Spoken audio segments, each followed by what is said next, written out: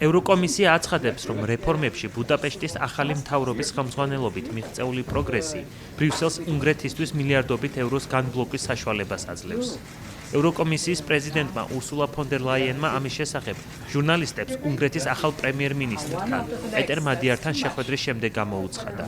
მისი თქმით, რეფორმების დასრულების შემდეგ უნგრეთისთვის ხელმისაწვდომით სხვადასხვა ფონდიდან განბლოკილი თანხების ჯამური რაოდენობა 16.4 მილიარდ ევროს შეადგენს. ეს საკმაოდ დიდი თანხაა, მაგრამ უნგრელი ხალხი ამას იმსახურებს. განაცხადა ევროკომისიის პრეზიდენტმა და შესრულებული სამუშაოებისთვის პეტერ მადიარს მადლობა გადაუხადა. 12 აპრილი ძალიან დიდ ხანს დარჩება ჩვენს მეხსიერებაში. ამ დღეს უნგრელმა ხალხმა საკუთარ მომავალზე პასუხისმგებლობა თავად აიღო. მათ მკაფიო არჩევანი გააკეთეს, აირჩიეს ევროპა და აირჩიეს დემოკრატია. მათ აირჩიეს ჩვენი კავშირის გულში დაბრუნება, იქ სადაც მათი ადგილია. მხოლოდ რამდენიმე კვირა გავიდა, თუმცა ცვლილებების სლიერ ქარს მთელ უნგრეთში უკვე ვგრძნობთ. და თქვენ, ძვირფასო პეტერ, მსოფლიოს სლიერ გზავნილებს უგზავნით.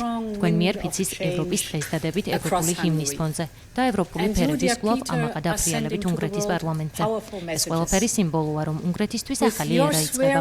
თუმცა მიუხედავად იმისა, რომ გზავნილები და სიმბოლოები მნიშვნელოვანია, გადამწყვეტი მნიშვნელობა მძიმე შრომას აქვს და რეკორდულ დროში თქვენ ჩამოაყალიბეთ მთავრობა, რომლის მინისტრებიც თავიანთ სფეროებში წამყვანი პროფესიონალები არიან და საზოგადოებრივი ინტერესებისთვის მუშაობენ.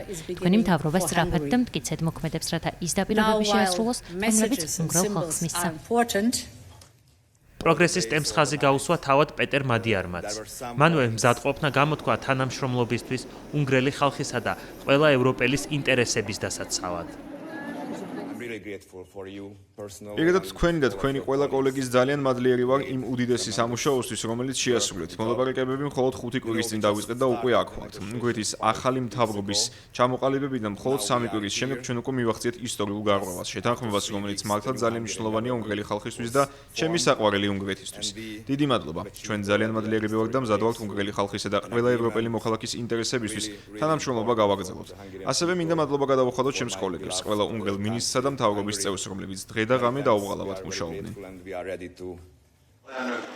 ევროკავშირის ამ დაფინანსებას უნგრეთის ეკონომიკის გამოცოცხლებისთვის, რომელიც პრაქტიკულად უკვე 3 წელია სტაგნაციაშია, გადამწყვეტი მნიშვნელობა აქვს. ქვეყნის ახალმა მთავრობამ ყოფილი პრემიერ-მინისტრის ვიქტორ ორბანისგან მემკვიდრეობით მზარდი საბიუჯეტო დეფიციტი მიიღო.